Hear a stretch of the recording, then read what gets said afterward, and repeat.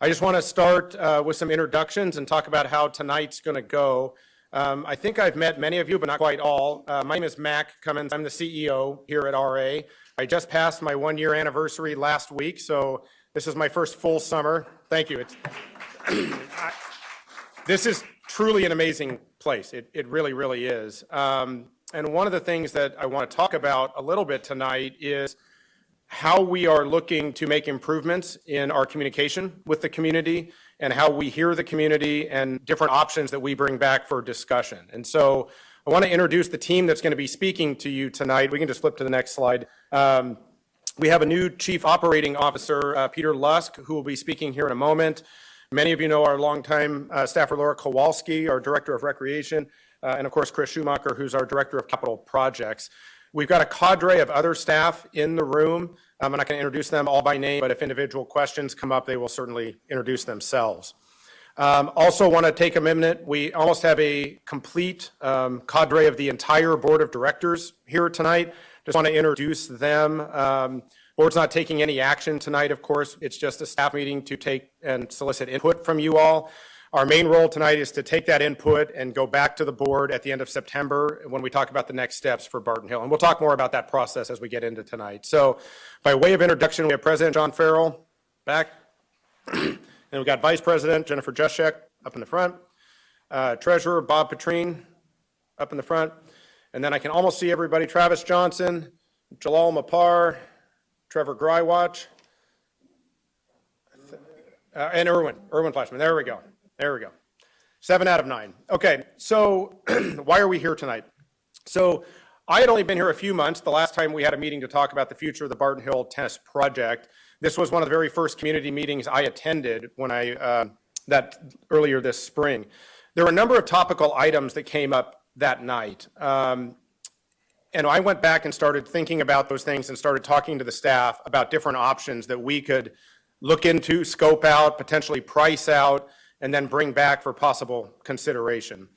We're going to hit each of the things you see on the right in more detail here in a minute, but I've personally been out there a number of times. Some of you held an informal meeting. I came out that Friday. It unfortunately was raining, but we did walk around a little bit to get a sense of some of the safety concerns that were coming up, the trail location, potential issues around parking, and then talk about noise.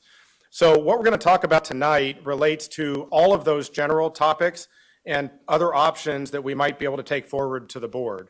As I mentioned, our primary role this evening is to talk to you all about what those things might look like, whether it's additional noise attenuation at the facility, a different potential layout with reduced courts at the facility, and or any of the other issues that you raised in the past. At the end of this meeting, we're going to have a chance for you to weigh in and give us some feedback.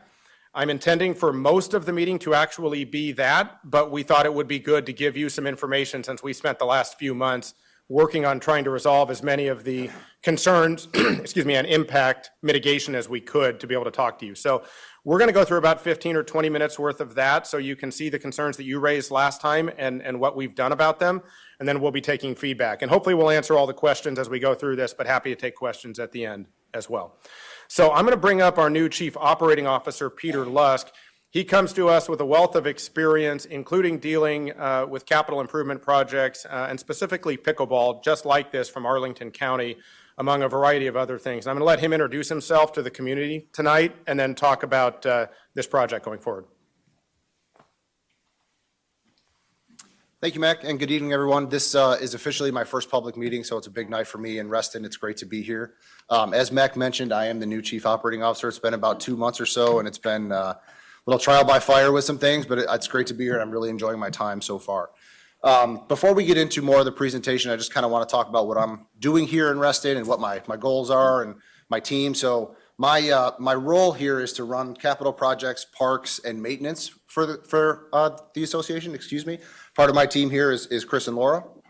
So this kind of project falls sort of right into the bailiwick of my time here in Reston. So I just want to say a little bit about what we're going to talk about tonight, and then we'll move into more meat of the project. So some of the things that were heard specifically in the March meeting, when it says what we heard, I wasn't here, but some of the things we heard specifically were about court operations, queuing, reservations, how leagues might work with the pickleball courts. capital projects and construction, so how the project will work, how those things might work once we get into construction if we move forward, and then the trail and the intersection, talking about the crosswalk and some other items. So we're not going to talk about these questions line by line tonight, but we are going to address all of these as we go through the presentation. As Mac mentioned, a large part of my background is dealing with capital projects and specifically pickleball. So I'm happy to talk about pickleball tonight, and as long as anyone would like. But for now, I'm going to turn it over to Chris to talk about project history. Laura will then take it over to talk about operations, and we'll move on from there. Good evening. Many familiar faces in the crowd from the March meeting. So I'm going to go through some of the background information. Some of this might sound a little bit familiar since I did review it at the March discussions, but want to bring it up again to kind of refresh everyone's memory on the subject. So in 2021, there were several large cracks that were identified in the courts, which kind of triggered our need to evaluate the courts a little bit more from underneath. So we did some geotechnical evaluations. We determined there was a couple different issues with the courts that we needed to address that would trigger the need for a larger renovation of the facility versus just what we might do, which is a crack repair and a color coding. So the RA board approved the project, which is very similar to what Hook Road was, which was done in 2020, where we did a full court renovation, where we did a full depth reclamation, we ground up the court, rebuilt it basically from the ground up. And so this is a very similar scale project we're going to do at Barton Hill. And we'll also mention that the concept of the lighting installation was removed by the board earlier on in the project, so we have not included anything with that still moving forward. So as I mentioned, these courts, not unlike other courts in Reston, have had multiple layers of asphalt overlaid over the years. So typically what's done is you lay down a base course of gravel and you throw another layer of asphalt on top. Well, the problem with that, though, is you're still not addressing the underlying issues with the facility, so there's sub-base materials. So what we identified during that geotechnical analysis, where they just basically drill a big boring hole in the ground and they study the soils and the composition. And they determined that what we have is a lot of expansive soils, which are things that actually expand and contract when they get water. And then we also have a lot of asphalt built up on this court as well. So the problem we're running into is that once you repair a crack on a court is a crack. You almost never get rid of it. And so that crack has a tendency what we call is reflective. So you fix a crack and you lay another layer of asphalt over top of that, and it has a tendency to keep moving up to the future layers above it. And so I always kind of equate it to, Princess and the Pea. You kind of still keep finding the same cracks. You keep doing this cycle of repairing cracks from years ago, you overlay it, and they show back up again. So how we address this is what we did at Hook Road, because it had a similar problem, where it's called full depth reclamation. So that big tank looking thing on the bottom right image is the machine that we use. It's not really a new technology. It's been used since the 1960s on highways.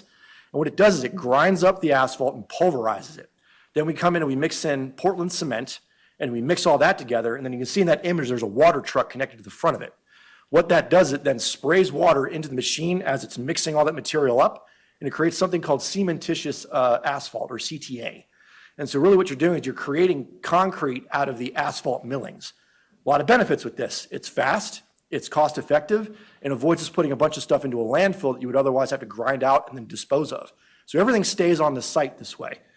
But as a result, we will have to raise the court up about a foot because you're not taking any material away, you're actually adding. So it has the effect of just raising the court up just a little bit, but then we address that by wrapping it around with a new concrete curb to kind of dress it off and make it look neat. You go by Hook Road, you can see exactly what I'm talking about over there. So kind of touching on the project timeline. So this is the general major project life cycle we use for all of our projects that are over $500,000 and above.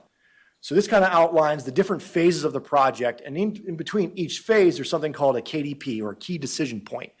And this is a point where we go to the board and we ask, okay, we've gotten this far, here's the information, do you approve us to move to the next phase of the project life cycle? So right now, we are in planning and scoping, and we'll be approaching for KDP 1 approval. So this kind of sets the general guardrails of the project, of what we're going to do, what we're not going to do, and then allows us to move forward into the additional engineering that we need to then put the construction documentation together, develop final estimates, go out for proposals. So we're still very much early in the process, and tonight we're going to take a lot of the input from you, integrate that into the final details of the scope of work, and then we'll be asking the board, do you accept this as the new scope of work? And then we keep moving forward. So this was the initial court design that was proposed back in March, and you can see it was a 6-court layout. There wasn't any sound attenuation matting, and it had blended lines on the remaining 2 courts.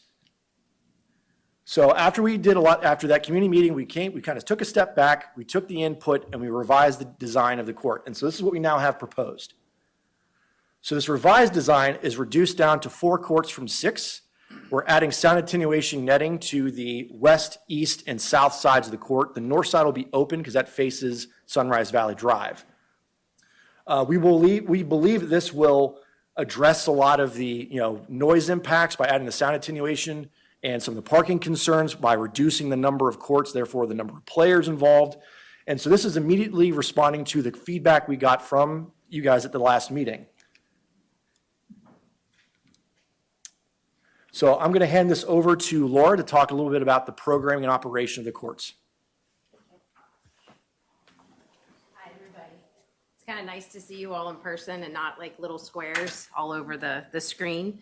So my name is Laura Kowalski. I'm the Director of Recreation. And so my team, and I have some great team members back there, Rob Tucker and Aaron Coing. If you don't know their names, I don't know how you're playing pickleball or tennis in Reston. They're absolutely amazing. But I'm going to talk to you just a little bit about how pickleball evolved in Reston. So we have 3 facilities that have the ability for pickleball play: Colts Neck, Autumnwood, and Newport. Colts Neck, we brought that on in 2017, and that was our very first attempt at pickleball courts and the introduction to pickleball in Reston. Am I not allowed? I'm not speaking loud enough. I'm so sorry. I don't think it's on. Okay, there we go. So 2017 was pickleball in Reston at Colts Neck. So that facility, we learned a lot. This was our first attempt. We took pickleball courts and stuck it right in the very center of a tennis court. And for those of you that are pickleball enthusiasts, that's not the way to maximize the space or the play anymore. So we learned a lot. And then in 2019, we brought on the Autumnwood pickleball courts. So 4 permanent courts. And then there are 2 tennis courts there that we have lined also for pickleball. So what we found is that is a great spot for open play and in Reston. However, we did start to see a request and need for additional programming space. So what we did is we looked to Lake Newport Pool, and through scheduling and then putting blended lines on those courts, we were able to accommodate and meet that demand for lessons and then also an occasional tournament. We do not leave out the nets at that location. That location is truly just a programmed facility. So we have a grand total of 18 pickleball courts available in Reston for play. And then the Barton Hill site gives us an opportunity to have something on the south side of Reston. Okay, so one of the questions that was raised in March was about reservations, court reservations. How do we do that? So physical court reservations on site. Right now we have squares for pickleball on the ground and you place your paddle in a queue, and that's how that works. Technology has changed, and we're learning from other locations. So this is an example of a new pickleball queue. So we're looking at something similar for Autumnwood coming online, and then also we'll be implementing that at Barton Hill. And then tennis, the courts change on the top of the hour, an hour for singles, 2 for doubles, and then a racket is hung on a hook or a pass is left in the queue. So another question that came up last time was also not just about the physical, but also can you reserve courts yourself as an individual? So right now we use a reservation system called RecTrack through Vermont Systems for scheduling and registration. We don't allow individual court reservations. We do have an online court calendar, court reserves, that allows people to go in and look and see what facilities are open or where there may be lessons or league play. And then also rentals. So an additional item that came up was there will be more people. There could be more people at Barton Hill. So how will the staff address trash? So we have a central services facility that monitors the trash at all of the recreation facilities and our pathways. So that same staff adjusts as they need to based on facility use. So we anticipate that being the same thing. So there's a court monitor, but more likely staff, our maintenance team, that will be driving by, stopping, pulling trash as needed, and then also monitoring for any other items that come up at the facility that need repair. Okay, a little bit about the schedule. Sorry, I'm going to block you. Just a little bit about this. We have open play lessons, leagues. We also have two other user groups that are known that we heard at the last meeting. The known was the soccer club across the street from the courts where that field is, and then also community use. What we learned from you all is that there's a unofficial pickup for Sunrise Valley Elementary School, that some parents park at that location and then walk to the school to receive kiddos.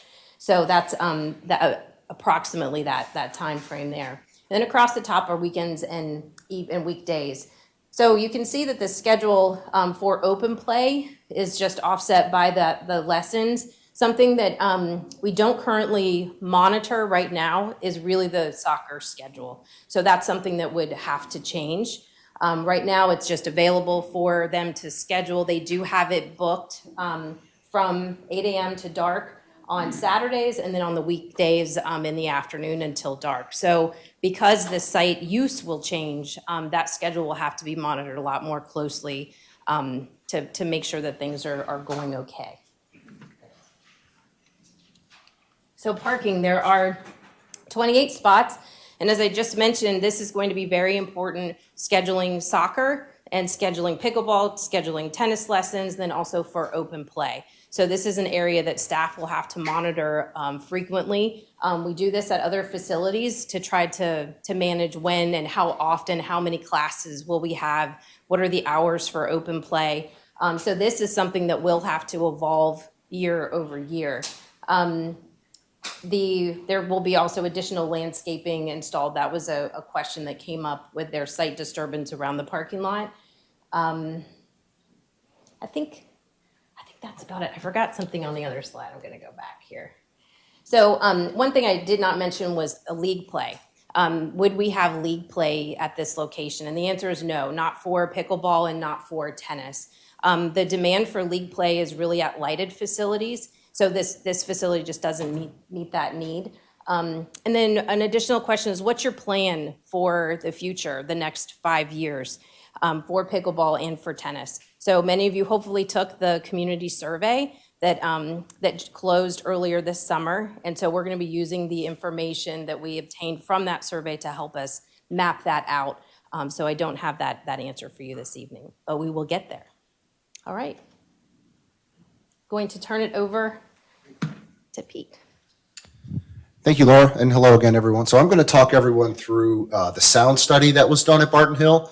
We'll talk about the existing noise, some sound attenuation options, and maybe what we can do moving forward here. So we want to set the stage by sort of just defining continuous and impulse sound. This is how the sound study was completed. So continuous sound is going to be your traffic, airplane noise, things that are happening constantly throughout the day. So in the course of a sound study, there's going to be noise that's constantly picked up. That would be your continuous sound.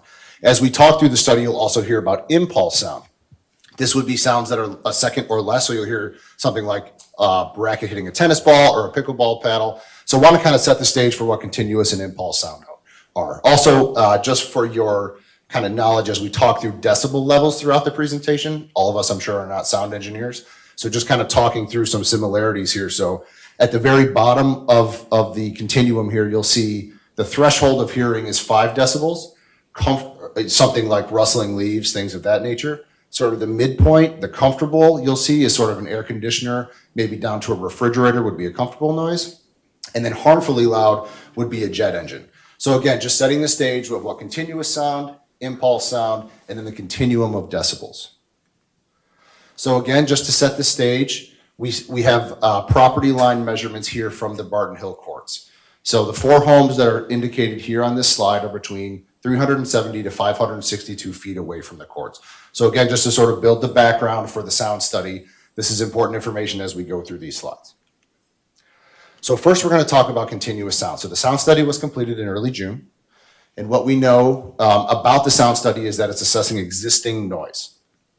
Continuous sound, as I said, or continuous noise may include traffic, airplane noise, and sounds from wildlife.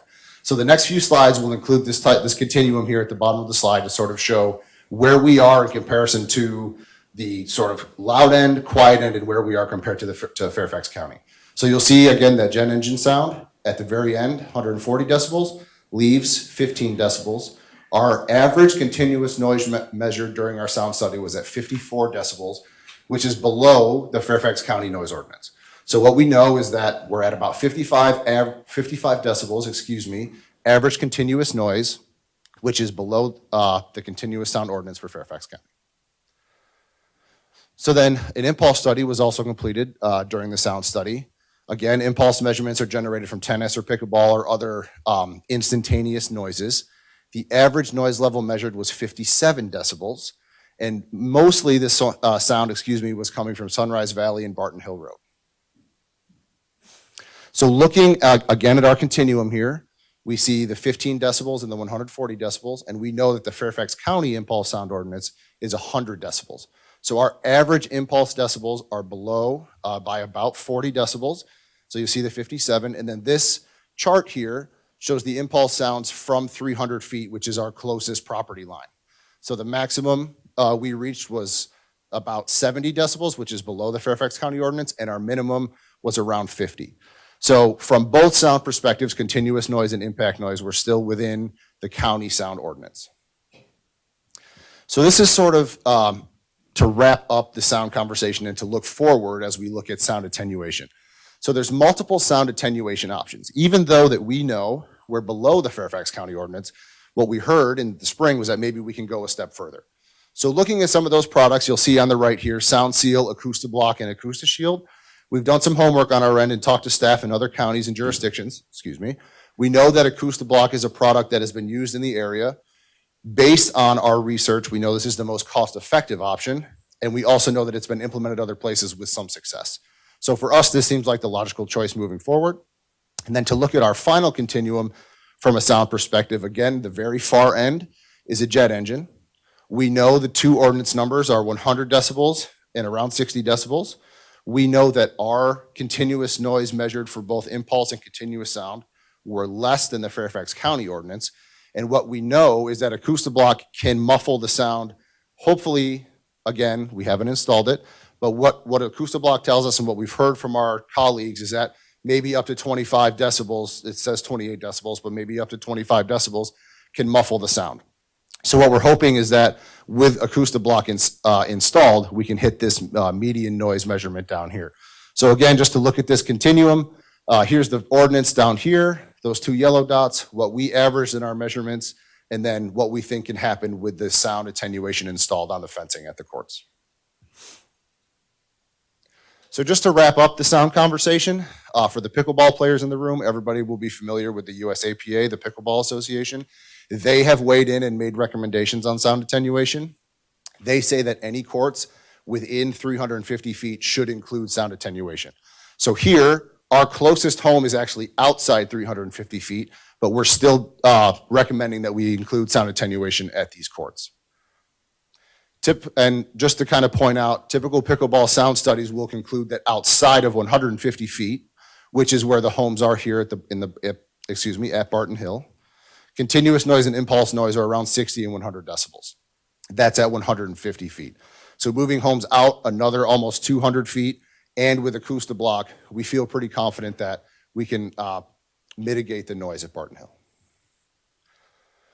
So I'm going to turn it back over to Chris to bring us home and talk about the crosswalk evaluation, and then we will address everyone's questions. Okay, so back in May, we did a traffic study. I'm sure a couple of you guys saw some of the cameras and equipment that was staged on Barton Hill, and probably got a couple of phone calls of what's going on. Well, that was a traffic study. And so what we do is we set up a traffic camera, and it counts the number of cars going up and down and pedestrians walking back and forth Barton Hill. And so we did this on a point in time where it has to be X number of weeks out before the end of school to make sure you capture typical, pedestrian traffic and things of that nature to make sure we have an accurate count from that standpoint. And so what we're trying to understand is what kind of traffic are we getting on this site from pedestrian usage? And we determined that it actually does get a fair amount of pedestrian traffic crossing against that road, which was conveyed by a lot of you at that last meeting. So you can kind of see here the various number of eastbound and westbound pedestrians crossing at the various times of day during that point in time. So why do we take this information? Well, this information is necessary in order to create what is called a crosswalk justification memo, which is the first step with VDOT in order to construct or modify anything within their right of way. And so we take this information, we said, yes, there's a lot of people using this street, and therefore it should get some type of traffic calming measures done to create and to improve safety. So we did that, and we've now proposed to VDOT as part of that, putting in some type of traffic calming device. So we're looking at doing a high visibility crosswalk, which is putting in stripes against the road and signage. And so that will help alert oncoming drivers coming off of Sunrise Valley or going down Barton Hill that, hey, there's an intersection here and you need to slow down. Because right now, as you know, there's nothing really there to ever indicate there's actually a crosswalk there, which is a concern for children and those trying to get through the site. So we have already submitted that application to VDOT. It's kind of a bit of a waiting game with them as to when they'll get back to us. This is the first step for us to actually evaluate our position that we need to have a crosswalk, and we really need to now wait for them to say, we agree with you or not. And from that point, if they say, yes, we agree with you, then we have to start the process of the actual engineering to lay out exactly how it's going to look and how it's supposed to work. But first, we have to at least kind of get them on board with the idea of this is a actual valid location for a crosswalk.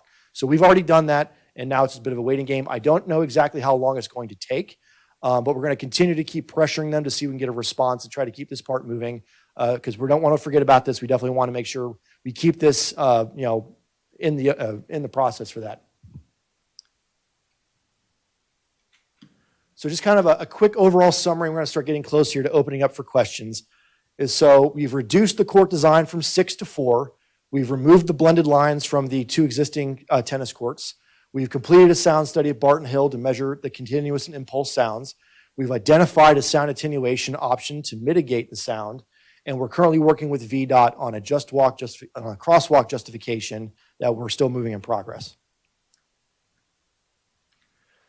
So now kind of talking about what are the next steps then. So this revised scope will be presented to the Board of Directors at the September meeting later this month. With their approval of that KDP 1 would allow us to then move forward into the next phase, which is the architecture, engineering, and design approval. So we would then go before the DRB, because we still require their approval, and we're shooting for around that November time period. It depends on if they have availability. Those application slots tend to fill up pretty quickly because everyone's trying to push their applications through before the end of the year. But we're going to try to see if we can get on that review, and it's going to be a full DRB review for this project. If it is approved by the DRB, we'll then go back to the Board of Directors in December to then approve KDP 2, which is this one right over here. That will allow us to then move into the estimation and procurement phase of the project, where we'll then actually produce the RFP, send it out to pre-identified contractors, and start trying to get bids. We anticipate that probably getting released sometime in the new year, just because of the holiday season. Then we still have to get the final DRB, final board approval in December. We're expecting that to be sometime, February time period of next year. So once we actually have a contractor identified, selected, and then we negotiate, then we actually need to generate the contract and then go back before the board for KDP 3, which will then approve the contract and release it for construction. So once we actually get to that point, we're still talking about 5 to 6 months of actual construction from mobilization to substantial completion. So depending on how all this lays out, we're looking at completion in 2024, sometime probably in that Q3 time period, but still very early in the process. If there's any delays, it's going to kind of shift everything down. And we also have to be concerned about weather, contractor availability, materials, all those sorts of things. So with that, we're going to open up to member comments. I just want to remind everyone, I encourage everyone to speak. When asking a question, please state your name and address so that way we can make sure we can jot that down and get back to you. We want to try to limit questions and comments to about 3 minutes. Please be respectful to other listeners. Try not to have any side conversations so that way everyone can hear. And then, if we don't have an answer tonight, we will follow up with you. And that's why we want to get your contact information to make sure we follow up. So, all right, we'll open the floor. I'll have a mic to hand out. So we'll just kind of raise your hand. We're also going to try to go through the, bite of the apple. So, ask your question. And then before we circle back with you for a second question, make sure everyone else has a chance to speak. Who wants to go first? Saw that hand first. Well, I'd like to start with a question, but then I have a number of comments. The question. Hello, can you hear me? Hayes McCarty. The first question, I guess, is the justification for reducing the number of pickleball courts from 6 to 4, and secondly, the justification for reduce or not putting lines on the 2 tennis courts. I didn't really hear that justification in the presentation.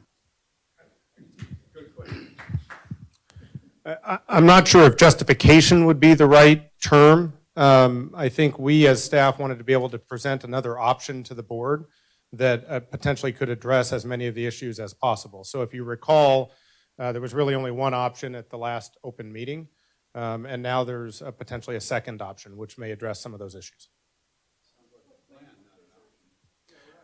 So again, the final decisions are made by the board, and so the intent is to provide input, and the board will make that decision later this month.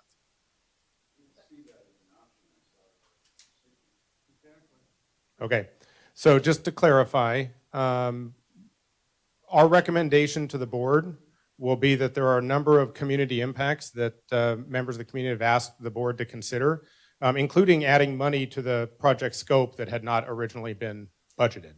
And so we wanted to share that with the community before we get to the board meeting.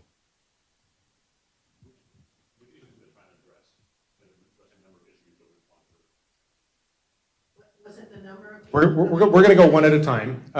So the question was what issues are potentially being addressed, and that came from the audience. So I'll just go ahead and hit that, and I'm going to hand it back to him, and then we'll go one at a time. Issues around noise, and so potentially spending as much as $75,000, which had not been budgeted, to further reduce the noise impacts would be a fairly significant project addition. We also heard pretty clearly, though, that noise and not using the county noise ordinance was a significant value to this particular portion of Reston. And so that's certainly an option or something that's out there for consideration that was not part of the original project scope, among other things. So, I'm sorry, I still haven't gotten the answer, though. Why did we reduce the number of courts? It sounds like you're talking about an option, but I didn't see an option here. When you go to the board in September, are you going to present to the board a 6-court option and a 4-court option and then give pluses and minuses for each? Or are you going to present a 4-court option with no pickleball courts on the tennis courts, which is what I saw in the presentation?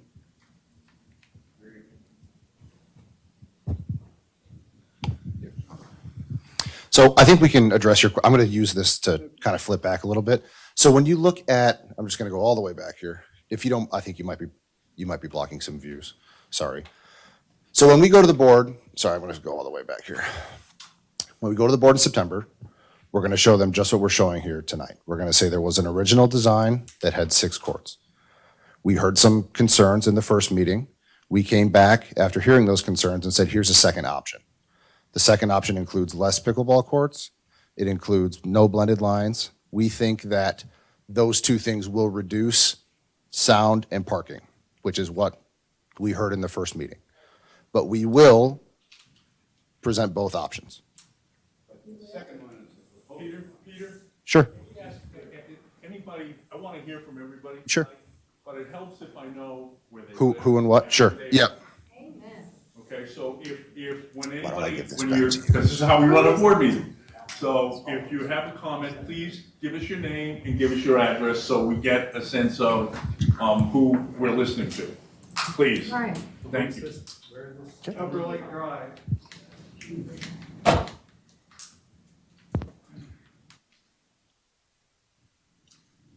My name is Laura David, and I live at 10964 Harper Square Court, and I am a member of the board of directors of the Harper Square Court cluster, which is the most directly in line residential area to these courts and the boundaries. I just want to point out that the reason for any kind of reconsideration after March really has to emphasize the health and safety of our community and our nearby residents.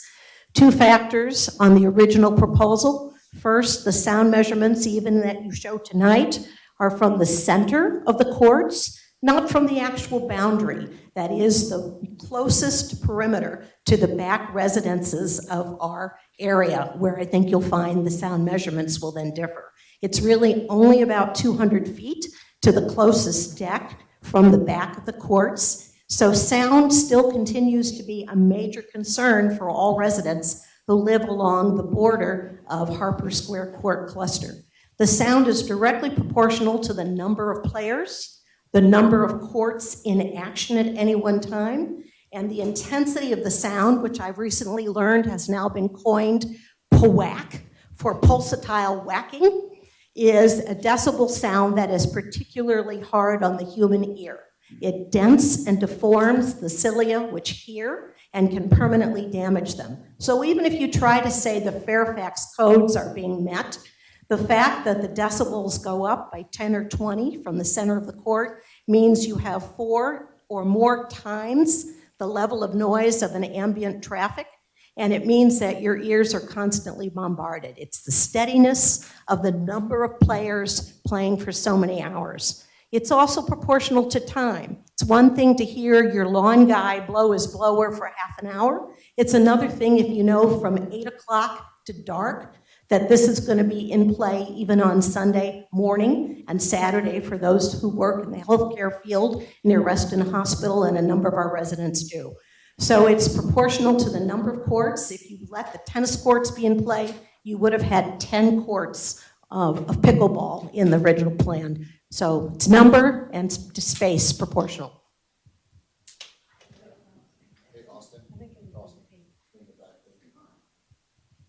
On the wall.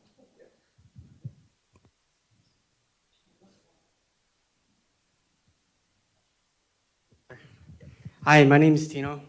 I live at 1934 Barton Hill Road. If you can go back to the slide where you have those numbers for the sound, the sound slide. So I guess 2 things to call out and maybe 1 question. One, not that one though, the one where we talk about how we're deadening the sound with that sound barrier.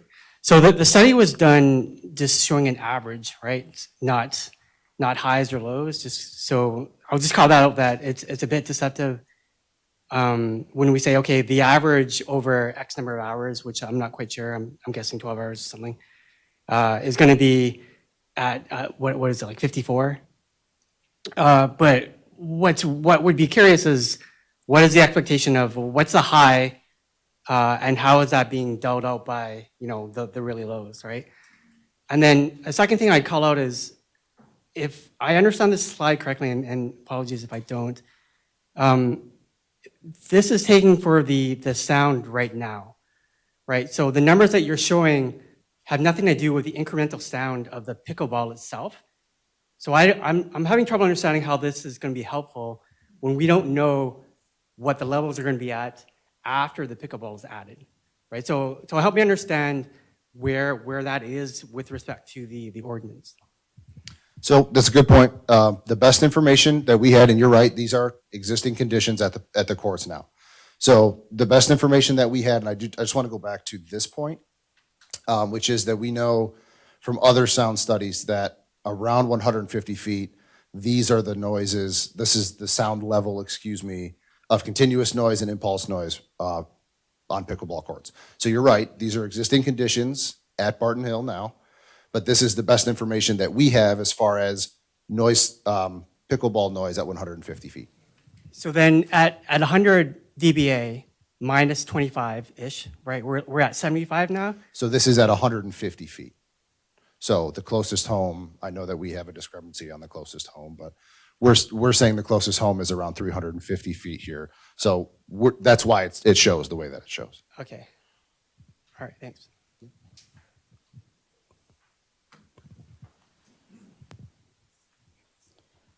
Hi, I'm Izzy Santa. I live on Barton Hill Court. I have some notes. So thank you for organizing the second meeting and being open to all viewpoints. As a Reston resident, almost for a decade, I appreciate the responsiveness of Mac, Jennifer, Trevor, and Lori in acknowledging the precarious Barton Hill crosswalk.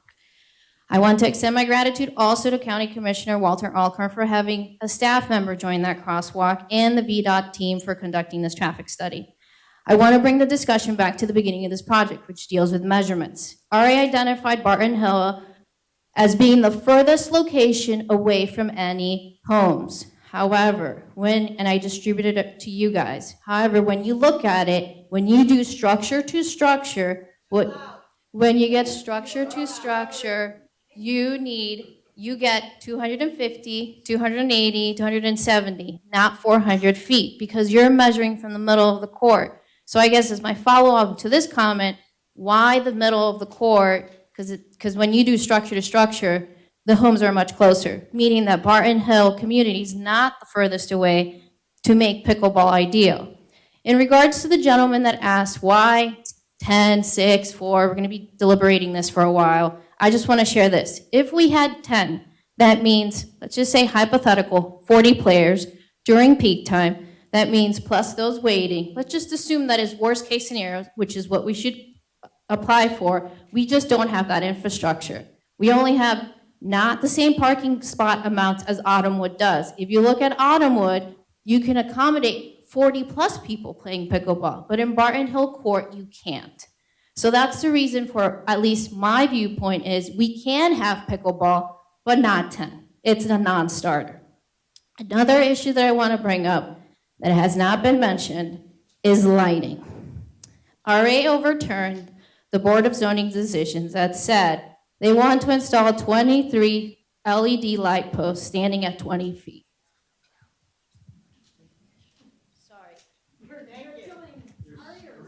Sorry. I'm Puerto Rican. I like passion, man. In March, I'm sorry, John Farrell, I'm dropping your name, made a motion to direct staff to look for an opportunity to seek an amendment to override the zoning administrator's determination regarding the need for a PRC plan to add lights at Barton Hill Court. That's what the minutes say. Okay, well, staff, please correct. It's in the notes, it's in the meeting notes, that's exactly what it says. And there's no video to contradict because the March video is not posted on the website. So please correct me, but otherwise I'm going off meeting notes. So if that's the case, then I am terrified what that means for our community 10 years later when pickleball grows, maybe it becomes an elite facility, and like you said, elite requires lights. So is there a possibility for Barton Hill to be in that direction? And if so, that PRC amendment would allow RA, if it's passed as a minor accessory, to have lights in our community. And that actually is a non-starter for all of us.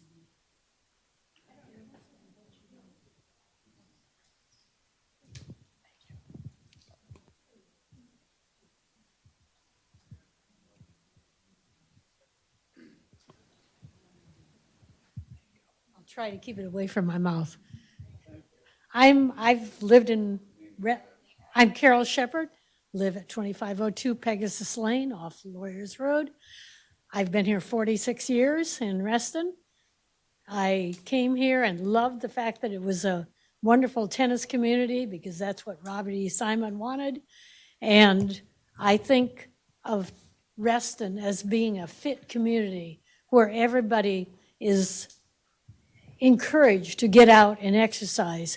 And now I will tell you, 78 years old. I love playing tennis, but I love playing pickleball more. And we get our seniors out there playing, and you're talking like it's something bad. It's not. It's something good for our community. And I just want you to remember that on top of everything else, that I know there's always a NIMBY wherever you want to put something, but this is a good thing that RA is good doing and that Reston is doing. And that's all I want to say. Thank you.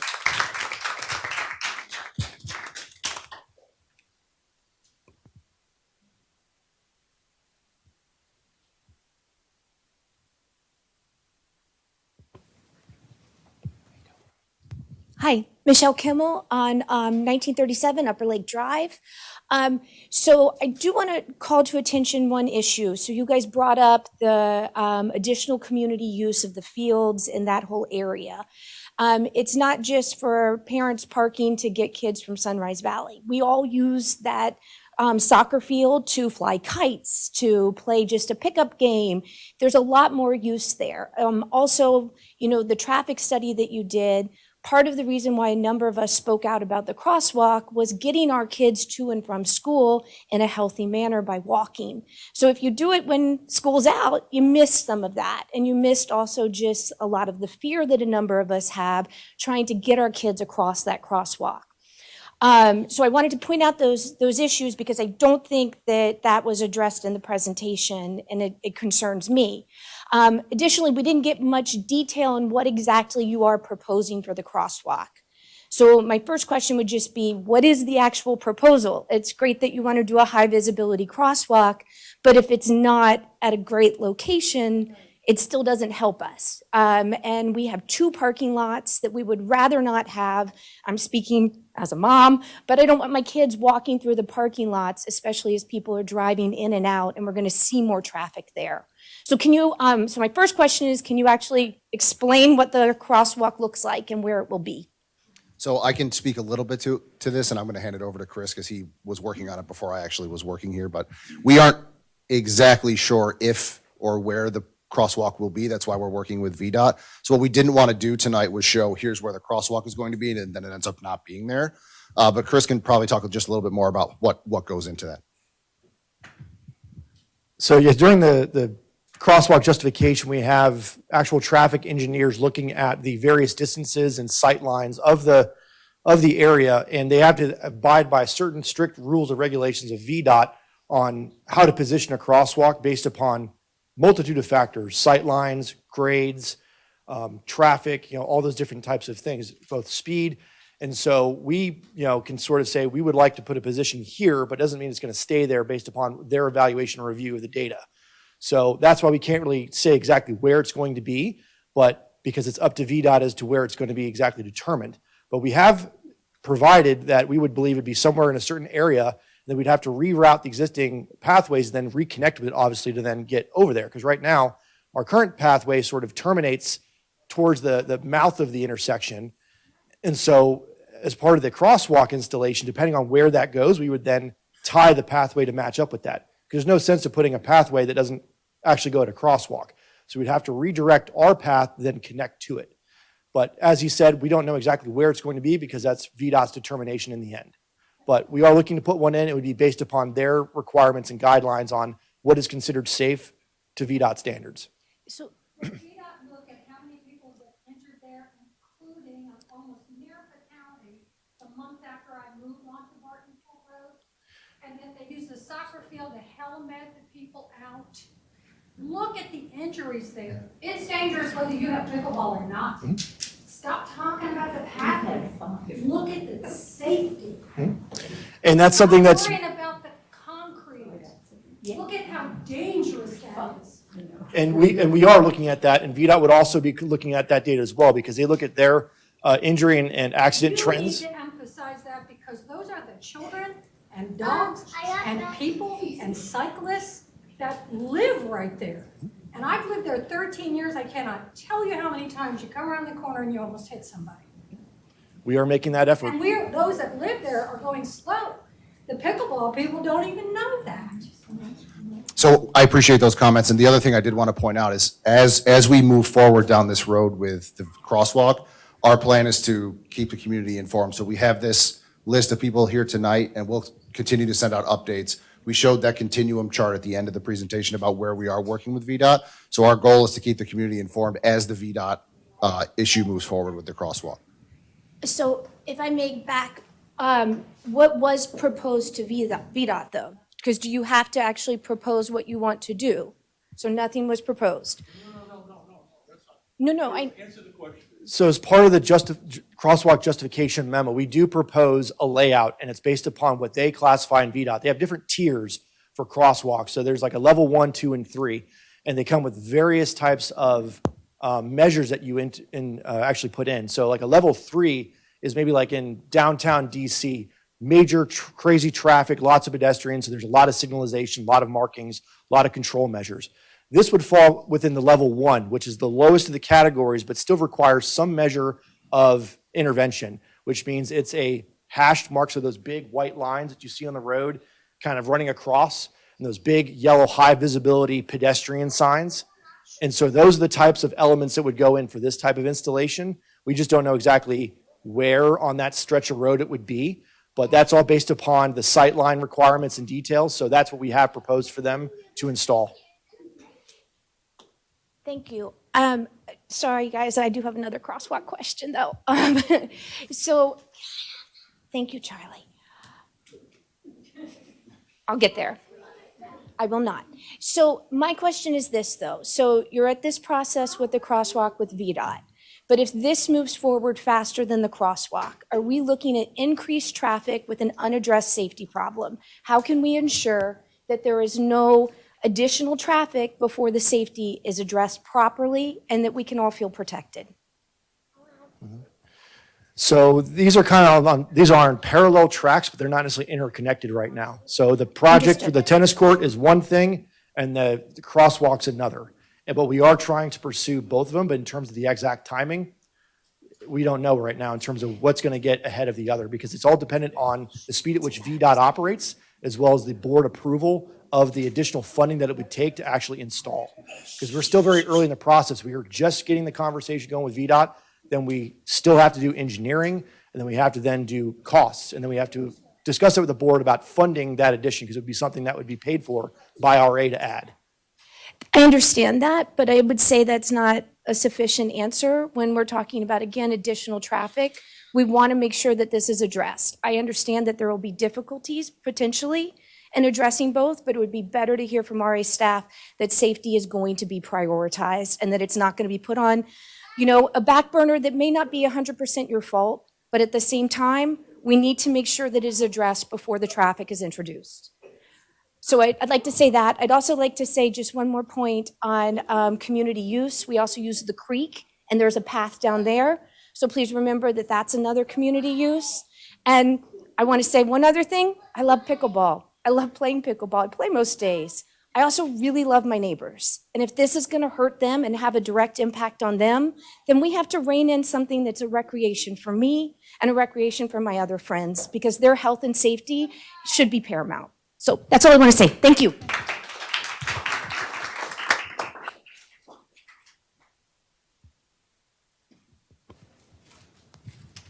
So Michael Brandland, 11496 Links Drive. I'm also a member of the Park and Recreation Advisory Committee.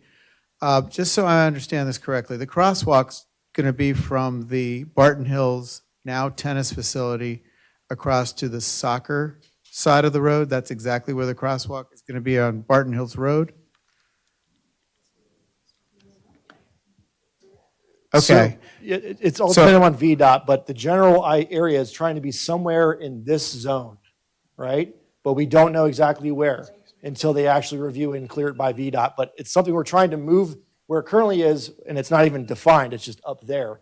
Moving it away from that and trying to move it back this way, and then reconnecting that pathway to connect, then allow you to get access across from one side, the west side, to the east side across Barton Hill. So the request to VDOT is to put that intersection somewhere in this area, but at the end of the day, it's going to be their judgment as to is it acceptable and where exactly it would be. But we'd make our pathway connection to link up with it. Okay, so that it's there for, I'm also, just to let you know, I'm a triathlon, so I do use the bike pass and I do run, but I'm also an avid pickleball player and I play tennis. So I use everything, and I live in Reston, so I care about safety. One other option that I haven't heard anyone discuss is 2/10 away is the WO&D trail. I ride my bike to pickleball sometimes. There's going to be several of us that can put a backpack on and ride a bike there. The other thing is Sunrise Valley Elementary School is only 2/10 of a mile away as well. And there's going to be many times because this facility will have no lights, and the way I understand Fairfax County new regulations, I don't think lights will ever happen there. There's no reason why you couldn't park at Sunrise Valley Elementary. In just the two front lots, there's almost 60 plus parking spots. I counted today, and there's a lot in the back. I know it may not be a VDOT thing, but there's a crosswalk from Sunrise Valley Elementary, and then a fully paved path to the Barton Hills facility. There would be no crossing of roads without a crosswalk with that situation. The other thing I would say is that if, as the Barton Hills community, if pickleball does come there, please come play. Because then when you hear the sound, you're going to not say, I hear pickleball, yuck.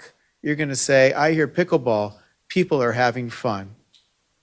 Thank you. You can't park at the elementary school during school hours.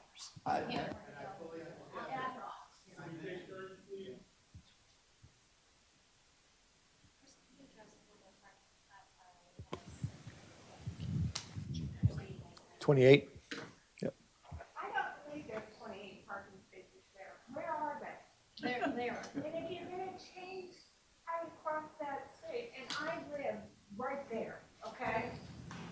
If you're gonna change how they cross the street, you're gonna take up some of those parking spaces. Right. But I don't think there's 28. So Your there's. Name and address, please. Sue Paget, and I live in Barton Hill. Thank you. So we have a bank of parking spots here, and then also on this side, we have another set of parking spaces. So you add those up, that's what we have, that 28 amount. Well, those counts include a handicap. There is one that's on this side, right there. My name is Carol Dickey. I live at 1552 Trails Edge Lane in Reston. I'm very close to the Autumnwood facility. I'd first like to say that I do not find the amount of noise there offensive or difficult. I do play pickleball and I enjoy it, and it's been a real sense of community for all of us who play. It's huge.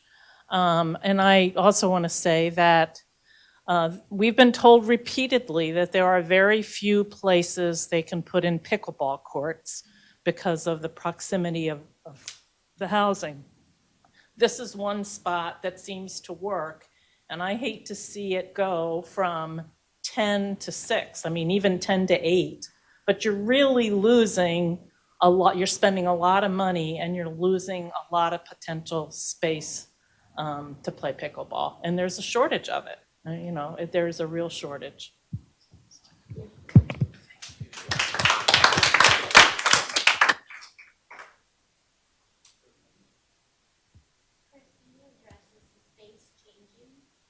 So the space number is not changing, but we will be recapping and restriping them. So we're just going to do some general maintenance on the two existing lots. Hi, my name is Ann Deschamps at 10906 Barton Hill Court. My house backs to the tennis courts and the pickleball courts. First of all, I want to say to all the pickleball players, I am looking forward to the pickleball courts there. I'm looking forward to learning how to play pickleball. We are not saying anything bad about pickleball, okay? We want to hear from you, that you hear us loud and clear about our safety concerns. The amount of people walking up and down with their dogs, kids going to school, everything this young lady said back here. Safety is my biggest concern, and I see from my house everything that goes on Barton Hill Road. I see people coming around that Sunrise Valley corner. I'm thrilled you're working with DOT, but can you just reassure us, all of us here, that you hear loud and clear how safety is of paramount importance? And I understand, I'm an incredibly active person. I understand the need for pickleball courts, all of that, but nobody can disagree that safety has to be number one here. It really does. Thank you. We agree, and I want to just affirm what you're saying. We care about safety. We are thinking very much about the crosswalk. I think Mac was very smart to direct us to sort of divert these projects and work on them concurrently. So we are working with VDOT. We have contacts with VDOT. We're pushing them to move this thing forward, but we hear you that safety is a concern. We aren't tying it to the court project, saying we'll do them, when we get to it. We are working as hard as we can to get the crosswalk completed. The crosswalk justification was a big step there, and we just need to keep poking VDOT to get this done. But we hear you. We hear that. Hi, everyone. I'll save my actual comments for later, but since I'm staring at this slide and I'm still not quite certain about what it's telling me. I'm Megan. I'm at 10900 Harper Square Court, which also backs right up against this court. Can you help me understand 60 decibels, 100 decibels impulse noise? Yeah. Was that a pickleball game? Was that, what did this study tell us about So the this- plan here? Was it like 40 people playing? Was it 20 people playing? Was it 2 people playing? Like what does that communicate to me as someone who's going to have to be thinking about this noise? So that's a great question. So let's just try to separate it out for a minute here. I'm just going to shoot back for a second. So this is what we know, to be the noise that we heard when we did our sound measurements at Barton Hill. We didn't want to not include, or we wanted to include what we know to be true from some pickleball noise studies. So we know from other studies that within 150 feet, this is what the typical noise is. I can't tell you if I would say it's a couple courts. I can't say it's 30 courts or 2 courts, but I would say a couple courts. But I think the important point here is 150 feet. And we know, like I said before, there is some discrepancy on what the closest home is, but we know that within 150 feet, this is the noise which we think we can attenuate with the product and the space.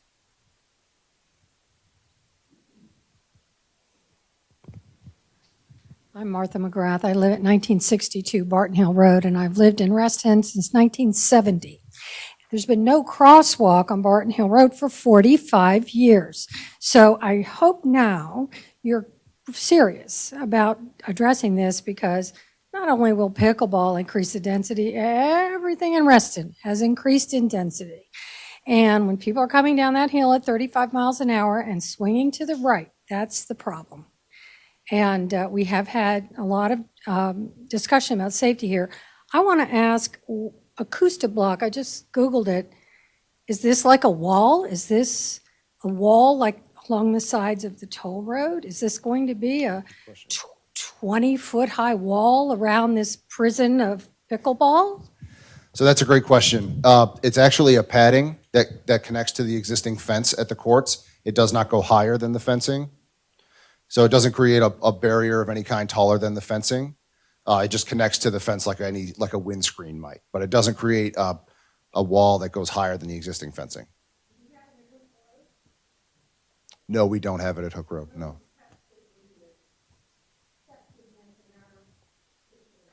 So what we know is we've talked to some colleagues and we know that it works in other jurisdictions. That's why we chose this product, to propose this product.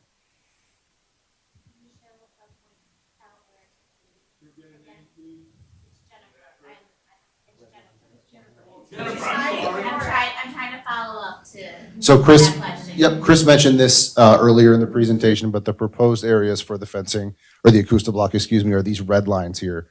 So facing the street, we wouldn't have it there, but on the areas that point towards the homes, it would be installed there.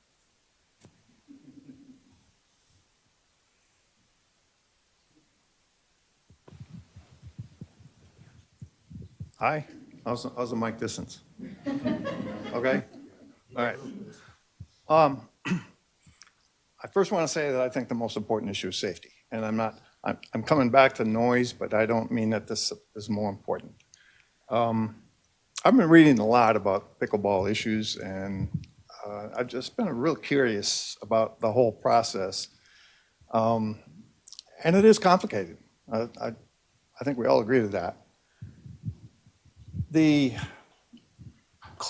think that the least clear for most people, including me, is noise and sound. I've been reading up on it. It's very complex, but it's it is understandable, and there are plenty of people that do fully understand it. I haven't seen that understanding in the studies that you folks have paid for. I appreciate investing in that, but I think we're all a little uncertain. And this is a $1 million project. It affects a lot of people, as you've heard tonight. Why not take one extra step? This is a modest proposal, and I think it would be affordable. Let's measure. Let's get sound sources that are 80, 100 dB, whatever noise a pickleball makes, put them in the courts at the edge or where the ball is being struck. Put measurement devices in locations that everybody can agree is the legal or fairest place where the microphone should be, whether it's on somebody's deck, whether it's at a property line, whether it's somewhere else. I think there could be agreement on that. And then pay some tests. People can make noise to very carefully calibrated levels. They can be measured very accurately. Why not take out the guesswork? I don't know what it would cost, but I can't imagine on a project like this, with all the concerns, that it isn't worth it. So, just my recommendation. I'm sorry, Rick Kasey, I live on Barton Hill Road. Thanks. Do you have a question, sir? There you go. Hi, I'm Dan Hinnicky. I live at 10904 Barton Hill Court. I'd like to piggyback on what Ann just said about safety. There's some issues behind the scenes on this that I don't think are being looked at seriously at this point.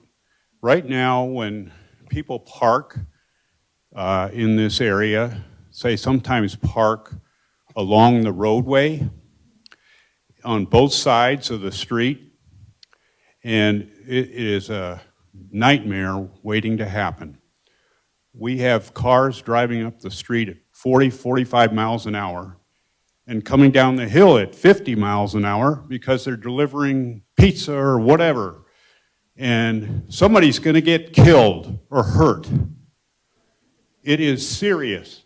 I've been out there with my dog, walking my dog, and almost got hit by somebody that was daring me to cross the street faster. This is a problem, and it's going to multiply in complexity with all these people that are going to attend pickleball games. I can imagine 80 people driving their cars in here and parking on the side of the roadway because there won't be enough parking spaces by the soccer field. It's crazy. You guys do not know the unintended consequences of what's going to happen here. Secondly, what is going to be done with the speed limit on Barton Hill Road? If all these people are coming in and out here, trying to park on the side of the road, you're going to have people that are going to be coming down the hill at 40 miles an hour, and somebody opens their car door and their car door gets knocked out, or they get hit. The speed limit is going to have to be changed on that road. And on top of that, I have a secondary concern about alcohol use and sanitation. Get a grip. You need porta potties or a restroom facility to handle all these people. Get a grip. What are you going to have? I don't know. Alcohol use is my secondary concern, and the impact of people driving in and out after consuming alcohol. We don't drink alcohol. This is a park. This is a park. People use the park for various different reasons.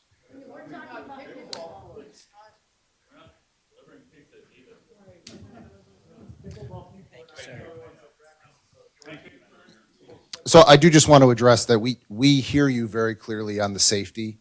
We've heard it very clearly tonight, especially on the crosswalk and the speed. So if there is a takeaway from tonight for staff, it's that safety, crossing, traffic, that is all on our radar. It's not going unnoticed. I'm sorry about the alcohol part. I don't, as far as pickleball and alcohol, that's not something that I'm familiar with.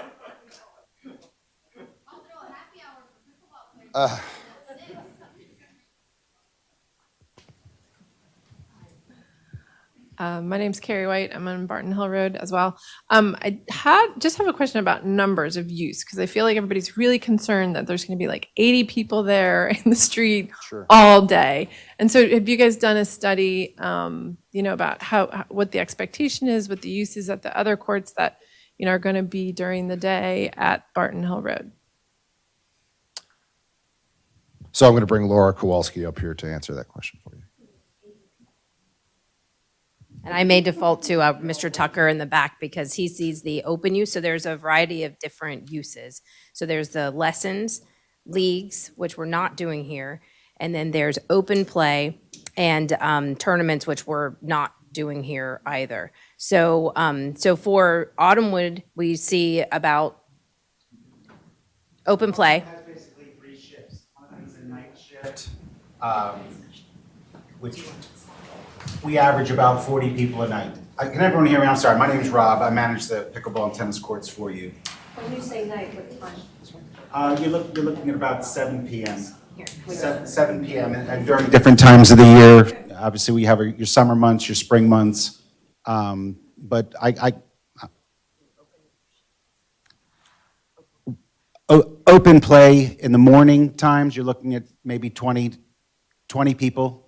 You have a shift that comes in, they play around from 1 to 3. It's about another 20 people. And your night play under the lights is your most popular time.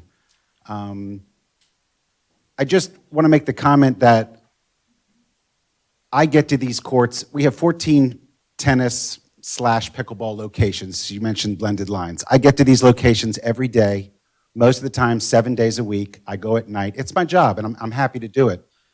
But I would just say that if you have 30 people playing pickleball at Autumnwood, you're not just saying now there's going to be 30 at Barton Hill. Our experiences with our scans, with 8,000 scans being done by our monitor, you have about 273 to 280 different people out of 8,000 scans. So if you're opening a restaurant and you have a certain amount of patrons and you open the same restaurant down the street, you just don't automatically double the occupancy. I absolutely understand the 5-year growth that everyone's talking about, but it is a 5-year growth. Pickleball is very popular. Tennis is very popular, but this is what you're basically looking at. You're looking at anywhere from 20 to 24 people at a time. This is what we see, and we see it consistently throughout the week. Doesn't matter that Monday, Tuesday, Wednesday, Thursday, Friday, this is what you see per time, so. Just and a follow-up to that with the soccer games, because having the soccer games is a pain. People are parked all up and down the street. So what is the plan when there's a soccer game? There's not going to be allowed to be used at the pickleball? Like, how are you going to handle that? So for that one, we there are multiple soccer fields in Reston for those that don't know. So we would work directly with Great Falls Reston Soccer on the schedule so that we can identify where there's a need to actually play at Barton Hill, or can some of that be shifted to other locations. That's the piece that we'll have to monitor carefully. But right now, the leagues do not have to provide the exact time of day for us. It's just morning until dark that they can schedule their fields the way they are, because that they are really the sole user of that outside of neighborhood use. So so at this facility, that would be different. We would have to have an actual schedule for each Saturday, each evening, and then we can take that, work with them on what their needs are, along with the needs that we have for play and for lessons, and modify as needed. I have, sorry, is this okay now? Okay. I have a couple of questions sparked by comments, and I'll just rattle them off. From a process standpoint, I think the gentleman from Upper Lake makes a good point for all of us. What happens after this meeting? Does that mean you go back and finesse this and put your final staff proposal to the board so that we all know what's being presented? Because I think that's a fair point. My second comment is the woman that was mentioning about the sound mitigation solution, would that be able to be tested in any existing pickleball facilities to ensure that, to Rick's point, it would help those in Harper Square who have concerns with noise? Granted, I live 957 feet away, I'll just full disclaimer, so I don't think I'll hear the noise as much, but I'm bringing up the point for them because we've all been talking about this. And then my third point is actually a comment. I actually want to commend RA. I know you guys have heard a lot about safety, but it was last meeting that I brought up the crosswalk, and a bunch of parents met with you guys, and you were so responsive, and you've come up actually with I know it's not full baked details, but at least it shows that you did hear. So I just want to commend you because I don't think some people realize that you have been working on this. And I will say this, if our community can be an asset to pressure VDOT to act quickly, let us know, because obviously we're all here. So that's just a point of reference, and I'll just shut up now. Peter, let me go to that. Call Walter Alcorn's office. Okay? Tell him you want VDOT to act favorably. This is a political decision. I would also tell you to call your senator and your delegate, but they're both retiring. So after the first of the year, or after November, whoever wins the Senate race and whoever wins the delegate race, call them. VDOT doesn't respond to us very much. VDOT will respond to the people who make the appropriations. That's your senator, that's your delegate, and Mr. Alcorn's office. So I didn't want the staff answering that question because that's not their job. Walter Alcorn. Walter Alcorn is the supervisor for Hunter Mill District. I meet with him once a month. And he's the guy that we go to try and get those kind of problems solved. I hope that answered your question. That's great. So just to touch on your points quickly, the first question about process. So the next step is for staff to bring the Barton Hill proposal for courts to the board on September 28th. So that is the next step in the process for the board to consider the two options or what the next steps will be at Barton Hill. I guess the gentleman's point, and maybe I just forgot because there's so many comments. Is it A and B, or is it going to be the plan? So staff will propose both options, what the option that was proposed in March and what we're showing here tonight. Your second point to the Acoustablock, can we test that? I'm happy to make a call to Acoustablock and say, will you come install this for us to test it out? But I think the best information for us is to use our neighbors in the area that are installing it and get their recommendation. But we can make that call and ask. I just don't have a lot of confidence that they'll come and do that. Quick one. Sure. I don't know if you're referring to my comments or not. I wasn't proposing a test with installation of sound. Oh, no, she was asking if we could test Acoustablock, and I just don't think that's something. But we will ask if that question. I'm sorry, he's adding the microphone. Okay. Ma'am? It wasn't my turn. Hi, Daniel Isert, 11027 Barton Hill Court. I run a lot, and I've had a lot of very close calls over the years. I run about 5 times a week. I do have concerns about the crosswalk being in the middle of the road, not near an intersection, because I feel like drivers tend to not expect a crosswalk then. So is there a possibility of potentially moving the crosswalk right up against Sunrise Valley Drive and removing some of the vegetation surrounding the trail instead? And has anybody looked at a traffic light? I know VDOT has a lot of very extensive rules in terms of how they can do a traffic light, and that may not meet their Because if standards. we have a traffic light or a crosswalk or things keep growing, that whole area for parking and traffic flow is going to get hairier. So I hear you, and we've heard a lot tonight about traffic and crosswalks and safety, and we're listening. I don't want to just pass the buck to VDOT and say it's up to them, and we're going to keep working it. We hear everything. I'm sorry, I can't answer your question in a very specific manner, but we've heard you, and we will push this as hard as we can. Thank you, I appreciate it. Thank you. Tom Costello, I'm at 11025 Barton Hill Court, also on the Barton Hill Cluster Association Board. A second and a question and a suggestion. The second is that the traffic is what people have been saying. It's really can be pretty difficult. And knowing with grandchildren, it's just, you have to just make sure, even as adults, that we're looking both ways many times. The question is, with all this construction, what is the impact on the woods around the court? Is there a removal? Can it remain the same? But there are woods right there. And there's been no mention of that in the evening. And then the suggestion is there is another parking lot. and that is by the Atlantic Union Bank. And it's empty most of the time, 24/7. And RA could perhaps work out a deal where if it's, that could be where pickleball or tennis players park instead of using the soccer parking. And it's no different in walking than the suggestions to go to Sunrise Valley. But it's empty. It's just empty. So I look forward to hearing about the woods. So regarding the tree question, so we're not proposing to remove any trees. We're operating within the existing footprint of the court.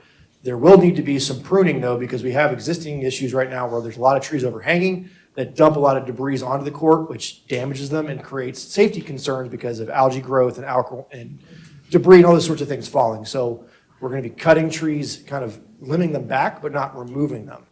The only types of removals that might need to occur is to actually establish the construction entrance from the parking lot to the courts. So there's some of those big bushes that are kind of right there, right as you enter. So some of those might have to be taken out, but we would then reestablish the landscaping after the fact. But that's the only current vegetation impacts we're forecasting right now. And I think, actually, could you hand it to her because she was waiting? Okay. Yep. And then over that way. And is it my turn? Yes. Okay. Sorry. This is completely off that subject, but somebody mentioned bathroom facilities, and I don't think there's a single porta potty at Barton Hills, and I think that that could be a very inexpensive addition to this project. That's it. That's all I wanted to say.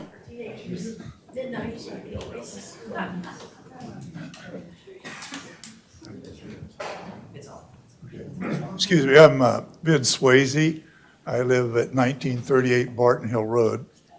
Almost weekly on TV, I see an issue about pickleball. The noise is typically the issue.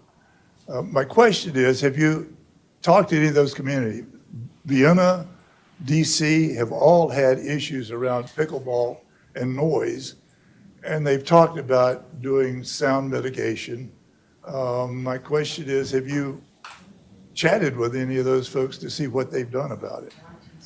That's a great question, and we have done that work. Vienna specifically is where I call home, so I've had conversations with people where I live and also Arlington County with some contacts there. What I'll say about sound specifically related to pickleball is that it's very site dependent. Where every court is located is different. Every area near every court is different. So it's really important to do this type of work that we've done because every court is different. So yes, we've done that benchmarking work, and that's why we went with this Acoustablock product. But again, every site is very different. Okay, I have a Sure. One of the issues is the time of year. It's heavily wooded.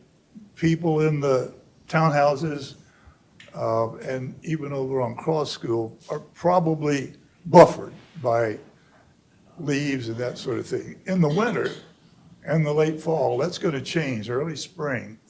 And I wondered if you've done the sound test at that time of year or different times of year, or was it a one time and out? Yeah, so the sound study took place in June. So I don't think we've done a second study. But one of the reasons for proposing the Acoustablock product is to hopefully not be dependent on the trees as a barrier for sound. Did anyone who hasn't spoken have a question?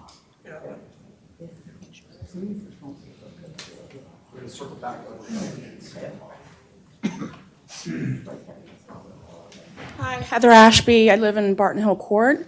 My question is really, again, it sounds like the lights are off the table, but I'm also concerned about, has there been any wildlife studies done on the sounds impacting our natural wildlife there? We have a unique, animals and creatures there that really are unique to that part of Reston.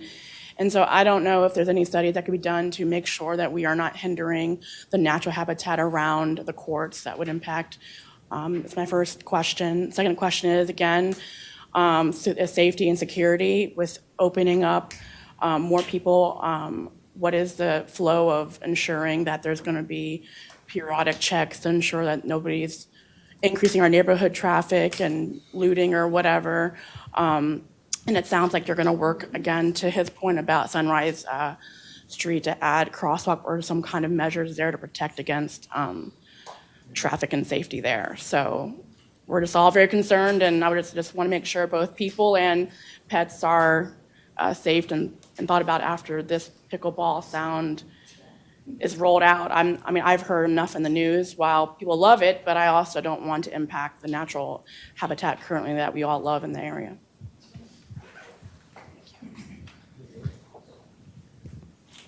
Right here in the front. Yeah, should I go up there again? Okay. I guess I have a number of comments that I didn't get to say earlier.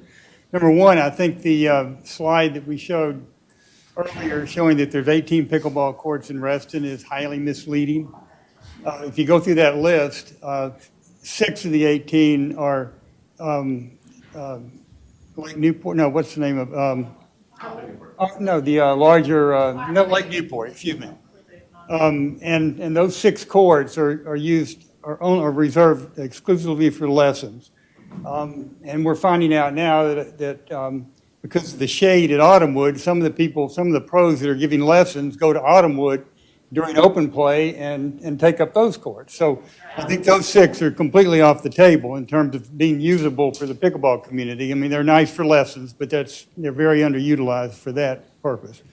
Number 2, the 4 courts at Autumnwood that are tennis courts, that are hybrid courts, have priority for tennis players. And you go over there in the afternoon and you'll see 2 tennis players playing and reserving a court for an hour while there'd be 10 or 12 people waiting around to play pickleball. So those are not really, in my mind, there ought to be an asterisk on that chart because it's totally misleading. And the same is true for Colts Neck. I mean, those courts are really tennis courts and tennis has priority, but if you get over there first, then you can play until a tennis player kicks you off. So that's very misleading. I guess my whole point about this is that we need to have more pickleball courts in Reston. And the 4 that we're talking about, and there were 6, I'm still an advocate for the 6. I would encourage the staff to present 2 options and not just one. And I think one of the arguments for the 6 is relating to parking is that the number of people coming to play pickleball is not going to matter if there are 4 courts or 6. It'll be the same number of people.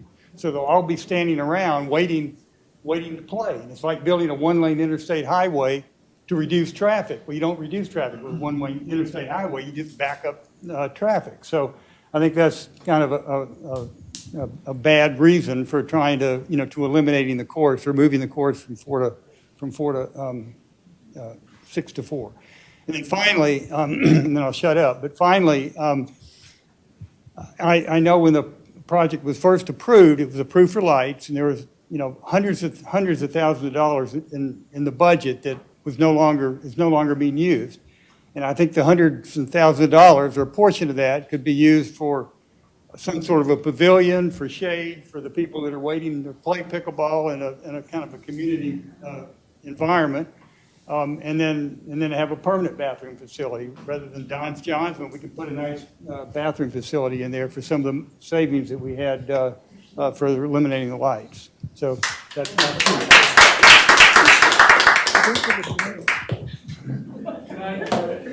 Can I have this for a second?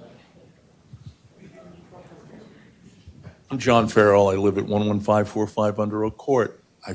I'm also the president of the board. I want to thank all of you for the courtesy and respect that you have shown each other tonight. I think that was the way Reston does our business. We listen to each other. I wanted to apologize to you and to others who were concerned about the PRC amendment issue. It was recorded in that quarterly report inaccurately. That's not what we are dealing with. What we're dealing with on the PRC amendment is the following. The interpretation we got in March, is that right? March we got it? Said that the only thing we can do at any of our properties is add a gazebo and add a bench and the third thing I can't remember. Bus shelter. No? Yes. What was the other one? Bus stop. Bus stop. That's it. That's all we can do without going through a rezoning. So we can't add lights to our path, and people want us to add lights to our paths. We can't do almost anything on any of our facilities without going through a rezoning. And for those of you who may not know, rezoning costs you about $500,000. It takes you about 18 months. And that's before you go through site plan approval, if you need to. So what we're asking the county to do is to change the rules so we can actually improve our facilities without having to spend $500,000 on a rezoning. Now, that motion was reported inaccurately in the quarterly report, but that's what that motion was about, was to try and get clarity from the county to enable us to upgrade our facilities for all of you at all of our facilities without having to spend $500,000 to go through a rezoning and potentially have it rejected. That's all we were trying to accomplish. We're still in those conversations. In fact, those conversations haven't even started yet. We're thinking those conversations will start in the middle of next year. But that's what we're trying to deal with is today. And what prompted me to get up was the conversation about adding permanent bathrooms. That would require a rezoning. That would take 18 months. That would require us to spend $500,000 just in processing. Likely require a referendum. Right. So that's what that amendment that was passed was about. And I apologize that it wasn't reported accurately in the quarterly update. You had a point. I appreciate that. So then, and again, these are questions, and I want to be a partner in this. The amendment as submitted and shared by Jennifer to us was minor accessory structures in open spaces such as blah, blah, blah, blah, blah, lighting at recreational facilities. If that went through as written, later on, could at any point this board have the ability to put lights on Barton Hill? Not this board, because this board Right, won't this be board, but here. another board. But could another board? Hypothetically, yes or no? First of all, we don't deal with hypotheticals, but let me give you an example, all right? There's a question about the adequacy of the lighting at Ridge Heights Pool. There's a desire on the part of many for us to add enhanced lighting at Ridge Heights Pool. As I stand here tonight, I can't tell you whether I need a rezoning. So if I want to add lights to our path system, I need to get the ordinance fixed. If I want to add lights to Ridge Heights Road, the Ridge Heights Pool, excuse me, I got to get the ordinance fixed. So that's what we're working on. I can't tell you what a future board is going to do. I understand that. but And there that's may my even be, danger in this- if I can finish, excuse me, there may even be a desire on a future board to go through the rezoning process. Okay? I can't tell you what a future board is going to do, but what I can tell you is, right now, we are constrained. We can do a bus stop, we can do a gazebo, we can do benches. That's it. That needs to get fixed. In the course of trying to get that section of the code fixed, we put in everything. It's a negotiation. That negotiation will go on over several months. There'll be public hearings, and I invite you to participate in them. But that's what we're doing. We're acting as fiduciaries to preserve the ability to enhance our facilities for the entire 63,000 people who live here in Reston. I think there's value in the PRC amendment, as you guys are saying, because honestly, you could save us dues and have better budgeting. Like, I don't see why, permitting for splash pads, benches, gazebos, playground equipment, which is listed here, bathroom facilities, batting cages, pitching tunnels, I get all of that. But for us at Barton Hill, we gave a strong signal, no lights. So this does create, and I know you don't answer hypotheticals, the opportunity for a future board to go there. And for me, that is are we really gonna have to go down this road 10 years from now? And let me say it again, because I'm trying to be very clear. A future board, if they were so inclined, could go through the rezoning process. Because that's all that opinion said, is you have to go through a rezoning. And if a future board gets really excited about adding lights at Barton Hills, even if it requires a rezoning, they could decide to do that. So whether that ordinance is changed or not changed, a future board could decide to come back and add lights at Barton Hills. I'm not going to vote If for it it. was funded. It still has to be funded, Well, even if it got a. Thank you, Julie, past president of RA. If a future board would have to include the money in the budget, and they'd have to authorize the rezoning to be done. And you all would find out about it. you all would hear about it, and you all would be heard by that future board. So that's the best answer I have for you. John, Yeah. Tom Pastor on Barton Hill Road. Sure. You spoke at the Board of Zoning Appeals calling lights a minor modification. That's what you pushed for. And then this amendment that Izzy's talking about does the same thing. And if you get that approval, then you can put lights anywhere you want without any restriction. So yeah, the future board may do, if they have unlimited ability to do that, that's exactly what they're going to do. And let me talk one other thing. Can I answer the question? Sure. Because you asked the question, I'd love to answer it. Lights at our facilities, up until this opinion was issued, had always been treated as a minor addition. We added lights to the Browns Chapel Little League field. Lights have been added to the athletic fields at South Lakes High School. And lights have been added all over this community without going through a rezoning. This rezoning, this interpretation was brand new and very different from past practice. And so what the argument I made at the BZA was, be consistent. Apply the same rules to RA that are applied to the Park Authority and are applied to the school system, and that were applied to us when we added lights at the Little League field. In prior occasions, that lights have been ruled to be a minor adjustment. And what my advocacy was for, be consistent. Don't make a ruling that isn't consistent with the way you've acted on those other two agencies and the way you've treated RA in the past. So I stand by what I said. Thank you for listening. Thank you. Gabriel Hollies, I'm on Myrtle Lane. I just wanted to follow up a little bit on the 6-court versus 4-court.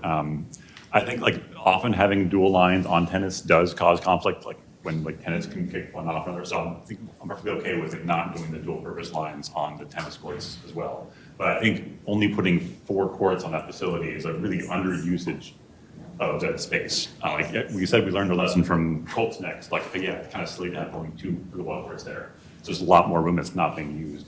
And doing that, again, is just like reliving the same problem. We couldn't do that at Autumnwood because like there was existing pad and we could use that and lights were there, so we couldn't fit 6 easily.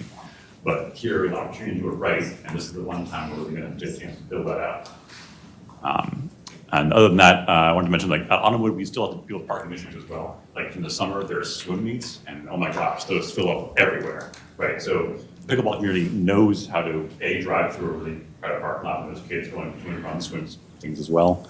Additionally, if it's a swim meet day or we know an event's happening, people either try to play somewhere else, they go carpool, they walk there. Like, we have worked around other parking issues in the past. We're willing to walk if we park farther away, so we're happy to do that. So if there's a soccer tournament going on that we need to work around, but as long as it's publicly known and we can work around it, it's no different than what we're doing today at Autumnwood. And I think that's it.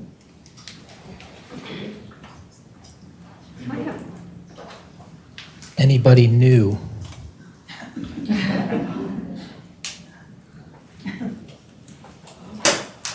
I just have one quick request for the team. Whatever ends up happening, Barton Hill Road is 1/2 mile with no egress on the other end. I live at the far end. Many of our residents down there are over 70 years old. I want to make sure that you understand fire, rescue, police need access to that site.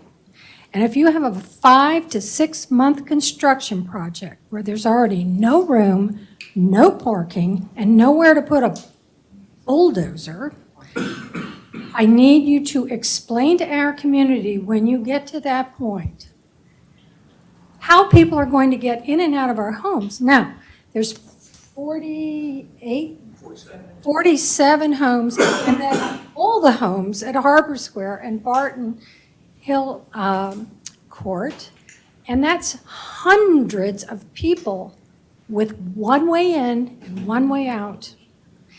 And I don't think that's been addressed at all. I haven't heard a single word about it tonight, but I did hear 5 to 6 months heavy construction. So when we get to the point of construction, we're happy to hold a meeting at the courts to talk about a construction management plan that addresses all of the issues that you're describing.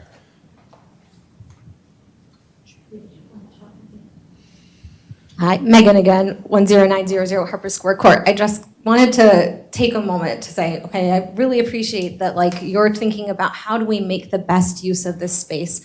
But when you say that's underusing the space to limit us to 4 courts, which I very much accept doing, and I really appreciate this time around, we've talked about and considered the soundproofing that wasn't in the first proposal. We're deliberately limiting the use of the courts. It's not underusing it so that we can take it because we're failing to somehow take advantage of every square inch. We're deliberately plotting how do we protect the residents that are in this space from all of the impact and the implications of having this court. One of the ways to do that is by giving sort of a measured sense of how many courts can we fit, how many people can we fit, how many cars can we fit, and how much safety and traffic and all of the things that we've been talking about tonight. So it's not like we're like losing, it's not, I mean, just to like reframe it from a resident's point of view, it's not that we're like losing an advantage and we've missed an opportunity. It's we are deliberately trying to take all of these opinions into account and protect these people too. So Laura David, 10964 Harper Square Court. I really appreciate pickleball. I'm not a player. I always thought I would be. I think if we could look to the future, what we need to say is there is a need here. And as we look at underutilized indoor commercial space or renovating all of those buildings along Sunrise Valley that sit vacant, at looking at Brown's Chapel, at maybe working with Fairfax County to have a dedicated pickleball tournament elite field. There's a lot of space in Reston that is underutilized and that would be good for 12-month-a-year play and 9-month-a-year play for pickleball players, not to compete with tennis, to have training and lessons and parking and safety. And I just think we need to look at the big plan here. This has taken us 3 years. I've lived in Reston 3 years and we haven't stopped talking about pickleball since the day I moved in. So let's say, where do we want to be 3 to 4 years from now? It may be a different board. We may not have all, but we can have a concerted effort amongst all of us that you need pickleball space. I got it. So let's find a space that's really good for you and that's indoor. If you're going to play 9 months or 12 months a year, if you're my age, that's what you should be doing, not just 3 months a year. Where's the underutilized commercial indoor space? Where's the outdoor space at Brown's Chapel? What can we do to help you get the space you need that's safe for the whole community? Lastly, I'll say 2 things. I walked this ravine with the Fairfax County Watershed Division of Water Management. This is the Snake Den Reservation. And they are going to, in the next 5 to 10 years, redo this entire area for about 10 to 25 miles. There are some very bad trees there that are within 30 inches of the back line of that court that are going to fall across, just like they did on Sunrise Valley Drive a couple of weeks ago. So we need an arborist out there to really look at the tree roots, not just the tree canopy. Same with the soil, like Thoreau Pond or Thoreau Building. One single core is not going to tell you the bad silt on the other side of that tennis court that they want to protect as the water drainage in that ravine that they have right over. And we have water pipes out of Harper Square Court going to. So please get the engineers from Fairfax County and not just a single core engineer drilling there to tell you what that soil is like on the backside, regardless of what you dig up there, because we've walked it with the Fairfax County water people, and it's a problem. Peter, if I can, Laura? Oh, yeah, and the last thing is scheduling. I worked in a hospital with 115 operating rooms, running from 7 in the morning to 7 in the evening, turning over rooms every 15 minutes without a congestion. There are programs to get you where you need to be, with people not having to park, double park, waiting with a paddle in a board for them to get a space to play. There are programs for this that will get you out of the scheduling predicament you're in. Laura, I wanted to bring to your attention and everybody else. There is a private developer proposal who is proposing to redevelop office space at Roland Clark. And it's a site-specific plan amendment that'll come up during the first and second quarter of next year. Part of that proposal is that they want to build an indoor recreational facility. If you all want to see an indoor facility for pickleball, that's it. Right now, the Park Authority doesn't want it. RA would be interested in running it. RCC could run it. But we need you all to contact, again, Walter Alcorn's office and say, this is something I want to see the indoor rec space at Roland Park move forward. But that only happens if you all talk to Walter Alcorn. If we can talk to him, but if you don't talk to him, it doesn't happen. That's where we can be allies. We can. Why doesn't the Park Authority want it? I'm just curious. You'd have to ask Bill Bowie. I don't know. I thought he retired. Is he still- Excuse me? Did he retire? No, he's no longer the chairman, but he's still the 100 mil person. So give him a call and ask. But thank you for hearing us. Yep.